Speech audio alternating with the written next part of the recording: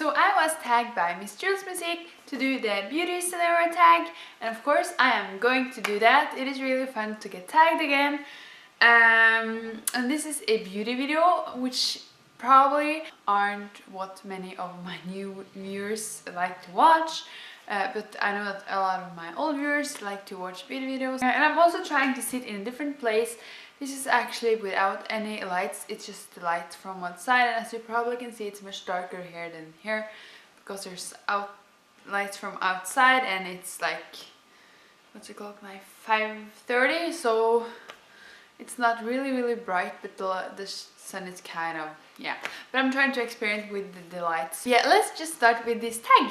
First question is, you have to get rid of all your foundations and you can only keep one high-end and one drugstore. Which do you keep?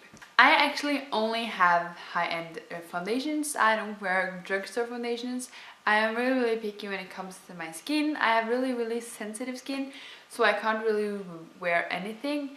I have to be really picky or else I get rashes and stuff like that. And also a lot of the drugstore brands they test on animals and stuff like that. So I would choose a foundation that's really kind to my skin, so to say, and it covers what I need to cover and have a color that suits me pretty well. Therefore, I would choose Mineral Hygienics Mineral Foundation, which I've been using for several years actually. I have it in the color Fairest, and it doesn't affect my sensitive skin in a negative way, and it also covers what I want it to cover, so that's great. Next question. You go for an interview and the lady interviewing you has a lipstick on her teeth. Do you approach the subject or ignore it completely? I wouldn't even think of telling her that she had a lipstick on her teeth. Like, I don't know this person. She is kind of an authority since she is interviewing me, so I obviously wouldn't tell her. Of course I would probably tell my friends, but a kind of person that I know, no, I would not tell her. I would feel actually rude telling her. Question number 3. You're not feeling yourself and you need a pick-me-up. Which lipstick do you put on to make yourself feel beautiful? I really like natural lipsticks. I have quite red lips to begin with, like naturally. So I like wearing something that that still looks natural, especially when I am in a bad mood. I can't wear any makeup that makes me feel like I have a lot of makeup on, because then I feel like I'm kind of disguising my mood, or how to say it. But I would definitely wear something natural. And this is actually not a lipstick, it is a tinted lip balm, and it is the Hurrah tint lip balm. I've told you about these lip balms before. They are my favorite lip balms, and this is in the color Black Cherry, and it is a tinted lip balm as I said before. And if you haven't tried them, I really recommend that you do. I purchased them from iHerb and some stores that have it here, so definitely something to check out. Next question. You go back in time for a day to your teenage years. How would you do your hair and makeup differently? It isn't really a long time since I was a teenager, so but if I go back in time when I was like in the start of teenage years, when I was like 13, 14, I didn't really wear a lot of makeup. I wore only mascara, so that's fine. But my hair, I always, like for several years at a time, had one hairstyle. Like for maybe 3 years I had I had my hair in a ponytail, and I had my hair was like separated at the middle, and that didn't look good on me at all. So I guess I would have changed that. And maybe I should have worn my hair a bit differently, maybe loose sometimes, and I would not have straightened my hair as much as I did. I really damaged my hair with using straightener and hair extensions, so I definitely wouldn't do that. Not that it's a kind of beauty mistake, so to say, because at the time I think I look good with straight hair too, but now that I can see how much it has damaged my hair, I wish I didn't do that. And if I go to my kind of late teenage years, I would say that I shouldn't have wore as much mascara as I did, because I wore a lot of mascara.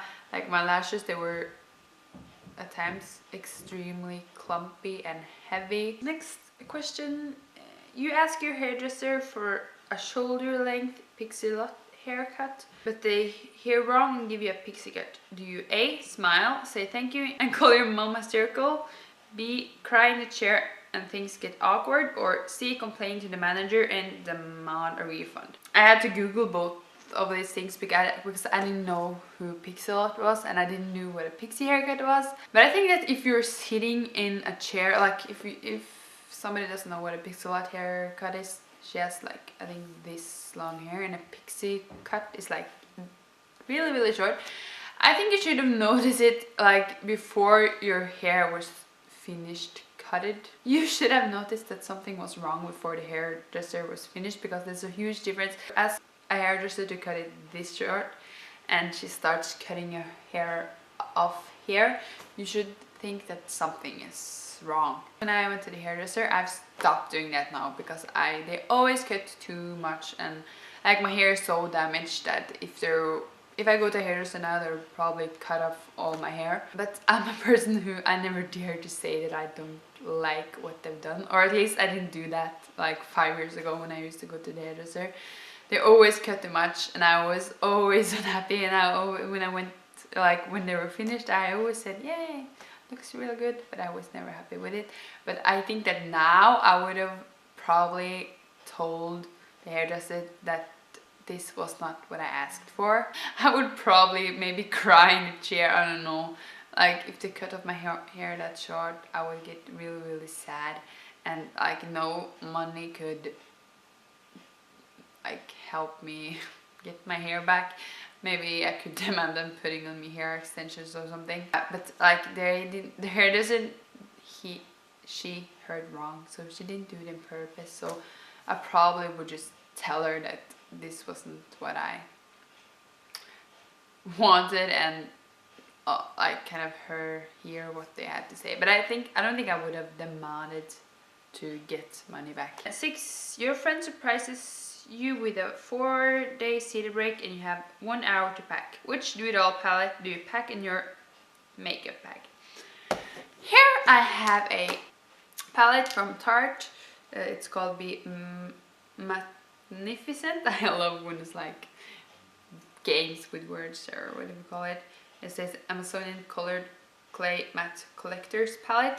I actually get this from one of my viewers, Sally. I can link you to a video here where I show all the things that she gave me. But this has actually become one of my favorites because it has a blush and it has eyeliners, a black and a powder eyeliner, what do you call it?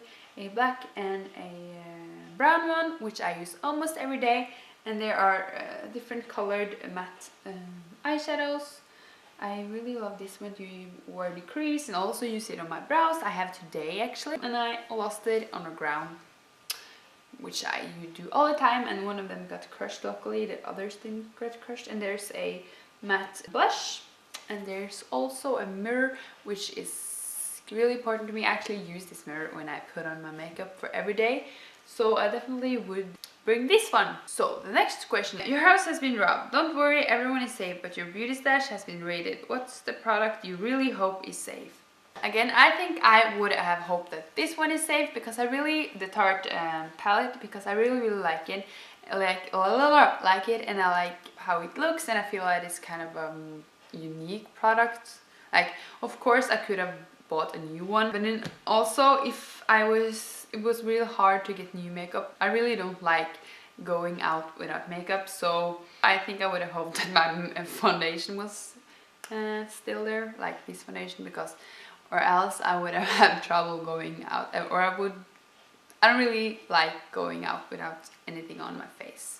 Even though I don't wear a lot, I have to wear something. Sometimes I can like just take the brush with the makeup from the day before and go over my face, but I really don't like going out with feeling really barefaced. And number 8, and the last question is: your friend borrows your makeup and returns it in awful condition. Do you A, just pretend you haven't noticed, B, ask them to repurchase it, or C, secretly do the same thing to theirs?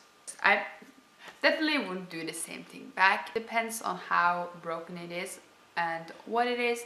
If If it is something really cheap that I can easily get back, I wouldn't tell them to purchase it. I don't really lend makeup to my friends. I don't if I wouldn't have lent it to anybody if I was really afraid of it. But if it was, for example, my sister, I would definitely make her buy new makeup or give me money or something. But to my friends, I think I would have kind of handled it differently.